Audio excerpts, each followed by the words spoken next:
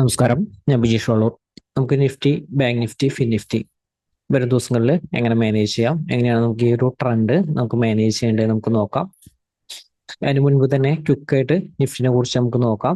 കഴിഞ്ഞ ദിവസത്തെ വീഡിയോസ് നമ്മൾ നൽകിയിരുന്നില്ല, പക്ഷെ അതിന് തൊട്ട് മുൻപത്തെ ദിവസങ്ങളിൽ നമ്മൾ എക്സാക്റ്റ് ആയിട്ടുള്ള ഒരു സപ്പോർട്ടർ ലെവലുകൾ, ഹയർ ലെവലുള്ള ഒരു സപ്പോർട്ടർ റെസിസ്റ്റൻസ് ലെവലുകൾ നമ്മൾ നൽകിയിരുന്നു. അതിൽ നമ്മൾ നൽകിയിരിക്കുന്ന ഒരു സപ്പോർട്ട് 23,100 സപ്പോർട്ട്. ജസ്റ്റ് 23,100 ജസ്റ്റ് ഒരു ലൈൻ വരച്ചാൽ നമുക്ക് 23,100 സപ്പോർട്ട് കാണാം. പിന്നെ നമ്മൾ നൽകിയിരിക്കുന്ന ഒരു സപ്പോർട്ട് 23,200 അതുപോലെ തന്നെ 23,200 സപ്പോർട്ടും നമുക്ക് ഇവിടെ കാണാൻ സാധിക്കും. അപ്പോൾ ഈ രണ്ട് സപ്പോർട്ടുകളാണ് നമ്മളൊരു ഹയർ ലെവൽ നൽകിയിരുന്നത്. പിന്നെ നമ്മൾ ലോവർ ലെവലാണ് നമ്മൾ ലെവലുകൾ നൽകിയിരുന്നത്. ഇന്ന് നിഫ്റ്റി ഓപ്പൺ ചെയ്തിരുന്നത് വലിയൊരു ഹ്യൂജ് ഗ്യാപ്പ് അപ്പ് ഓപ്പണിംഗ് ആയിരുന്നു. തുടക്കത്തിൽ ഒരു ഓപ്പണിംഗ് ക്യാൻഡിൽ ഒരു പ്രോഫിറ്റ് ബുക്കിംഗ് വന്നെങ്കിലും വന്നു നിന്നിരുന്നത് ഒരു സപ്പോർട്ടിലായിരുന്നു. അതായത് 23,100 എന്ന് പറയുന്ന ഒരു സപ്പോർട്ട്, അതുപോലെ തന്നെ 23,200 എന്ന് പറയുന്ന റെസിസ്റ്റൻസ്.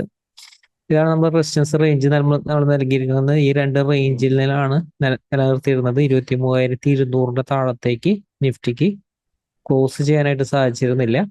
നിഫ്റ്റി ആയാലും ഇതിൻ്റെ ഒരു മുകളിൽ സസ്റ്റൈൻ ചെയ്ത് നിലനിൽക്കുന്ന ഒരു ബൈഡർ സെന്റിമെന്റിലാണ് നമ്മൾ കണ്ടിരുന്നത്. ഇപ്പോൾ നിഫ്റ്റിയിലായാലും നമ്മൾ ഇതിൻ്റെ മുകളിൽ നിലനിൽക്കുമ്പോൾ തന്നെ നമ്മൾ എക്സാക്റ്റ് ആ ഒരു ട്രെൻഡ് നിലനിൽക്കുമ്പോൾ തന്നെ സൈഡിലൊക്കെ ആ ഒരു പ്രീമിയം ഒക്കെ എക്സാക്റ്റ് ആയിട്ട് ഇൻക്രീസ് ചെയ്ത് പോകുന്നത് കാണാനായിട്ട് സാധിക്കുമായിരുന്നു. അപ്പോൾ വരും ദിവസങ്ങളിലായാലും നമുക്ക് ഈ ഒരു ട്രെൻഡ് നമുക്കത് എങ്ങനെ മാനേജ് ചെയ്യണം. ഇത് ഇവന്റ് ബേസ്ഡ് മൂവ്മെന്റ് ആയിരുന്നു, വലിയൊരു മൂവ്മെന്റ് ആയിരുന്നു. മുകളിലേക്ക് വലിയൊരു ഗ്യാപ്പ് അപ്പ് ഓപ്പണിംഗ് ആയിരുന്നു നിഫ്റ്റിയിൽ മുകളിലേക്ക് വന്നിരുന്നത്. അപ്പൊ ഈ ഒരു ഗ്യാപ്പ് അപ്പ് ഓപ്പണിങ് നമുക്ക് അത് എങ്ങനെ വരും ദിവസങ്ങളിൽ നമുക്കത് മാനേജ് ചെയ്യാം. നമ്മൾ കഴിഞ്ഞ ദിവസത്തെ വീഡിയോസിൽ ഡീറ്റെയിൽ ആയിട്ട് നമ്മൾ അത് കാണിച്ചു തന്നിരുന്നു. ഡെയിലി ഗ്രാഫ് ഇട്ടിട്ട് നമ്മൾ കാണിച്ചു തന്നിരുന്നു. അപ്പോൾ വരും ദിവസങ്ങളിലും ഈ ട്രെൻഡ്, അതായത് ഇപ്പോൾ നിലനിൽക്കുന്നത് 23,300 ഇതിൽ കാണിക്കുന്നത്. പക്ഷെ എക്സാക്റ്റ് ആയിട്ട് 23,300 അല്ല ക്ലോസിംഗ് വന്നിരിക്കുന്നത്. ക്ലോസിംഗ് 23,263 ക്ലോസ് ചെയ്തിരിക്കുന്നത്. 263 ക്ലോസ് ചെയ്തിരിക്കുന്നത്. അപ്പോൾ നിഫ്റ്റിയിൽ നിലനിർത്തേണ്ട ഒരു സപ്പോർട്ട് എന്ന് പറയുന്നത് നമ്മൾ കഴിഞ്ഞ ദിവസത്തിൽ സൂചിപ്പിച്ച പോലെ തന്നെയാണ് 22,800 ആണ്. കുറച്ചൊരു ലോവർ ലെവലാണ് ഈ ഒരു സപ്പോർട്ട് കാണുന്നത്. അതായത് 22,800 ഈ ഒരു ട്രെൻഡ് നിലനിർത്തേണ്ട സപ്പോർട്ട്. ഈ ഒരു സപ്പോർട്ട് നിലനിർത്തി കഴിഞ്ഞാൽ നിഫ്റ്റിയിൽ ആ ഒരു പോസിറ്റീവ് സെന്റിമെന്റിൽ നിലനിൽക്കും. ഇതിന്റെ മുകളിൽ പോസിറ്റീവ് സെന്റിമെന്റ്. ഇപ്പോൾ വോളറ്റാലിറ്റി ഉള്ളത് കൊണ്ട് ചിലപ്പോൾ നിഫ്റ്റി ഇൻ കേസ് ഒരു ഫാൾ വന്നാലും 22,800 അടുത്ത് സ്ട്രോങ് ആയിട്ടൊരു സപ്പോർട്ട് ലെവലുണ്ട്. ആ ലെവലിൽ നിന്ന് ബൗൺസ് ചെയ്യാനായിട്ട് ശ്രമിക്കും. പക്ഷെ 22,800 ഇനി ക്ലോസിംഗ് ബേസിസിൽ നിലനിർത്തി കഴിഞ്ഞാൽ ഇപ്പോഴത്തെ ഈ ഒരു ട്രെൻഡിന്റെ സ്ട്രെങ്ത് കുറയും. പ്രോഫിറ്റ് ബുക്കിന് ഒരു സാധ്യത ഉണ്ട്. അല്ലെങ്കിൽ ഈ ഒരു ലെവലിൽ സപ്പോർട്ടായിട്ട് മാർക്കറ്റിൽ അത് ആക്റ്റീവ് എക്സാക്റ്റ് ആയിട്ടുള്ള ഒരു സപ്പോർട്ട് ഏതൊക്കെയാണെന്ന് നമുക്ക് നോക്കാം. നമ്മൾ കഴിഞ്ഞ ദിവസത്തിൽ നൽകിയിരിക്കുന്ന 23,100 ഇത് സപ്പോർട്ടാണ്. 23,100. അപ്പോൾ നിഫ്റ്റിനെ മാനേജ് ചെയ്യുമ്പോൾ ശ്രദ്ധിക്കാം.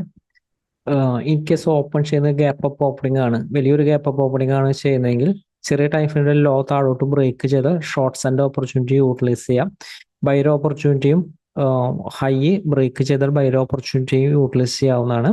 പക്ഷെ കൃത്യം ശ്രദ്ധിക്കുക, വലിയൊരു ഗ്യാപ്പ് അപ്പ് വരുന്ന ഒരു സമയത്ത് സ്ട്രിക്റ്റ് ആയിട്ടുള്ള സ്റ്റോപ്പ് ലോസ്, ബൈർ ഒരു പൊസിഷൻ ആയാലും സ്റ്റോപ്പ് ലോസിന്റെ ഷോർട്ട്സ് ആൻഡ് ഒരു പൊസിഷൻ ആയാലും സ്റ്റോപ്പ് ലോസ് മെയിൻറ്റെയിൻ ചെയ്യാനായിട്ട് ശ്രമിക്കുക.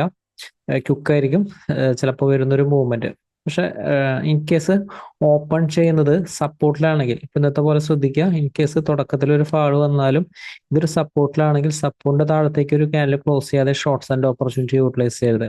അപ്പോൾ വരും ദിവസങ്ങളിൽ സപ്പോർട്ട് നമുക്ക് നോക്കാം. വരും ദിവസങ്ങളിൽ 22,200 അല്ല സപ്പോർട്ട്, 22,175 സപ്പോർട്ട്. അപ്പോൾ നിഫ്റ്റി ഓപ്പൺ ചെയ്യുന്ന ചെറിയൊരു ഗ്യാപ് ഡൗൺ ഓപ്പണിംഗ് ആയിരുന്നാലും 22,175 താഴത്തേക്ക് ഒരു ക്യാൻഡിൽ ക്ലോസ് ചെയ്താൽ, അല്ലെങ്കിൽ 23,175 ഹോൾഡ് ചെയ്തുകൊണ്ട് 23,200 മുകളിലേക്ക് ക്ലോസ് ചെയ്താൽ ബൈർ ഓപ്പർച്യൂണിറ്റി യൂട്ടിലൈസ് ചെയ്യുക. Stop loss 23,175.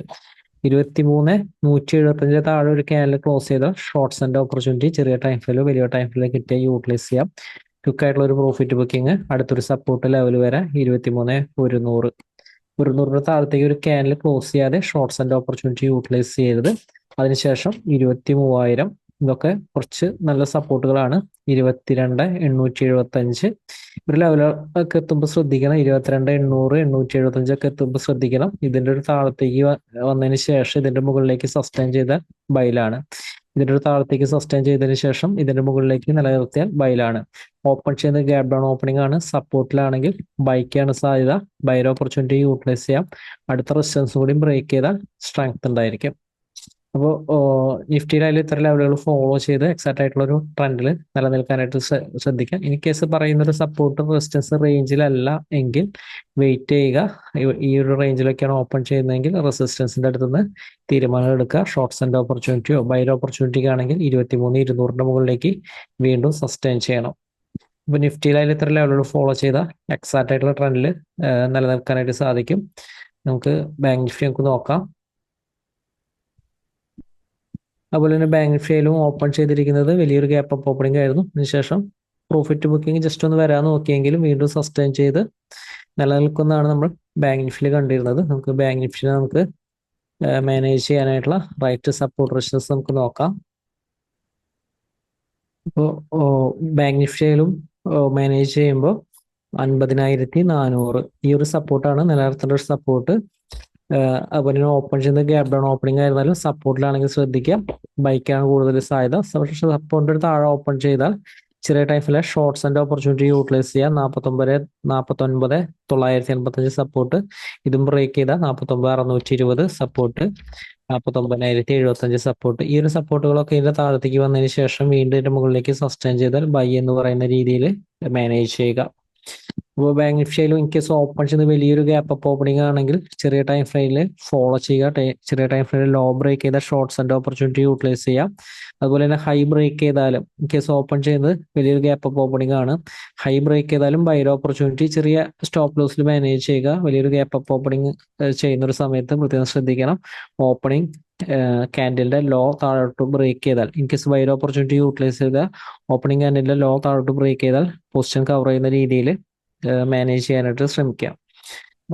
ബാങ്ക് നിഫ്റ്റിയിലും ഇത്തരം സപ്പോർട്ടുകൾ ഫോളോ ചെയ്ത് എക്സാക്ട് ആയിട്ടുള്ള ട്രെൻഡിൽ നിലനിൽക്കാം. നമുക്ക് ഫിൻ നിഫ്റ്റി നമുക്ക് നോക്കാം. ഫിൻ നിഫ്റ്റിയിലും ഓപ്പണിംഗ് വലിയൊരു ഗ്യാപ്പ് അപ്പ് ഓപ്പണിംഗ് ആയിരുന്നു. നമ്മൾ പറഞ്ഞിരിക്കുന്ന ഒരു സപ്പോർട്ടർ ലെവലായിരുന്നില്ല, അതിൻ്റെ ഒരു മുകളിലായിരുന്നു ഫിൻ നിഫ്റ്റിയുടെ ഓപ്പണിംഗ് വന്നിരുന്നത്. വരുന്ന ദിവസങ്ങളിൽ മാനേജ് ചെയ്യാനുള്ള സപ്പോർട്ട് റെസിസ്റ്റൻസ് നമുക്ക് നോക്കാം. ഫിൻ നിഫ്റ്റിയിലും 22,585 സപ്പോർട്ടായിട്ട് ആക്ട് ചെയ്യുക. അപ്പോൾ സപ്പോർട്ടിന്റെ ഒരു താഴെയാണ് ഓപ്പൺ ചെയ്യുന്നതെങ്കിൽ ചെറിയ ടൈമിലെ ഷോർട്ട്സ് ആൻഡ് ഓപ്പർച്യൂണിറ്റി യൂട്ടിലൈസ് ചെയ്യാം. 22,430 സപ്പോർട്ട്. 430 ബ്രേക്ക് ചെയ്താൽ 22,395 സപ്പോർട്ട്. ഇതും ബ്രേക്ക് ചെയ്താൽ 22,115 സപ്പോർട്ട്. ഓപ്പൺ ചെയ്യുന്ന ഗ്യാപ് ഡൗൺ ഓപ്പണിംഗ് ആണ്. സപ്പോർട്ടിലാണെങ്കിൽ ബൈക്ക് കൂടുതൽ ഇമ്പോർട്ടൻസ് നൽകുക. റെസിസ്റ്റൻസ് ആകുന്ന ഒരു സമയത്ത് പ്രോഫിറ്റ് ബുക്ക് ചെയ്യാനായിട്ട് ശ്രമിക്കുക. നിഫ്റ്റിയിലായാലും ബാങ്ക് നിഫ്റ്റിയിലായാലും പ്രത്യേകം ശ്രദ്ധിക്കുക. വരും ദിവസങ്ങളിലായാലും ഇവന്റ് ഡേ ആണ്. ഈ പറയുന്ന ഒരു കാര്യം പ്രത്യേകം ശ്രദ്ധിക്കുക. അതായത് buy on rumour, sell on news. ഇതാണ് ശരിക്ക് മാർക്കറ്റിൽ വർക്കൗട്ട് ചെയ്യേണ്ട രീതി. മാർക്കറ്റിന്റെ ഒരു വരാൻ പോകുന്ന ഒരു സിറ്റുവേഷൻ സ്ട്രോങ് ആയിട്ടുള്ള ഒരു ബൈ സെന്റിമെന്റിലാണെങ്കിൽ മുൻകൂട്ടി തന്നെ മാർക്കറ്റ് മൂവ് ചെയ്ത് തുടങ്ങും. അപ്പൊ അതിനനുസരിച്ച് തന്നെ നമ്മൾ ബൈ എടുത്ത് മൂവ് ചെയ്യുക. പക്ഷെ ന്യൂസ് വന്നാൽ ബൈ ചെയ്യുന്നത് അത്ര സേഫ് അല്ല. ന്യൂസ് സമയത്ത് പ്രോഫിറ്റ് ബുക്കിംഗ് ആണ് ഏറ്റവും സേഫ്. ന്യൂസ് പോസിറ്റീവായാലും നെഗറ്റീവായാലും പ്രോഫിറ്റ് ബുക്കിംഗ് ആണ് സേഫ് ആയിട്ടുള്ള ഒരു രീതി. അപ്പൊ അതിനനുസരിച്ച് എപ്പോഴും മൂവ് ചെയ്യാനായിട്ട് ശ്രമിക്കുക. ഹയർ ലെവല് ഇൻ കേസ് നാളെ ന്യൂസ് പോസിറ്റീവ് ആയാലും ഹയർ ലെവല് വലിയ പൊസിഷൻസ് ഹോൾഡ് ചെയ്യാതിരിക്കാനായിട്ട് ശ്രമിക്കുക. റൈറ്റ് ആയിട്ടുള്ള ഒരു ഓപ്പർച്യൂണിറ്റി എപ്പോഴും റൈറ്റ് നല്ലൊരു സപ്പോർട്ടിന്റെ അടുത്ത് നിന്ന് കിട്ടും. നല്ലൊരു സപ്പോർട്ടിന്റെ അടുത്താണ് എപ്പോഴും നല്ലൊരു ലോങ് ടൈമിലേക്ക് ഹോൾഡ് ചെയ്യാനൊക്കെയുള്ള ഓപ്പർച്യൂണിറ്റി ലഭിക്കുന്നത്. റൈറ്റ് ആയിട്ടുള്ള സ്റ്റോപ്പ് ലോസും നമുക്ക് കിട്ടും. ചെറിയ റിസ്കിൽ മാനേജ് ചെയ്യാനായിട്ട് പറ്റും. മാർക്കറ്റിൽ വലിയ അവസരമായിട്ട് നമുക്ക് വരുന്ന ദിവസം അപ്ഡേറ്റിൽ വീണ്ടും കാണാം. എല്ലാവരെയും ഷെയറുകൾ കമ്പനികളും പ്രതീക്ഷിക്കുന്നു. എല്ലാവർക്കും നന്ദി.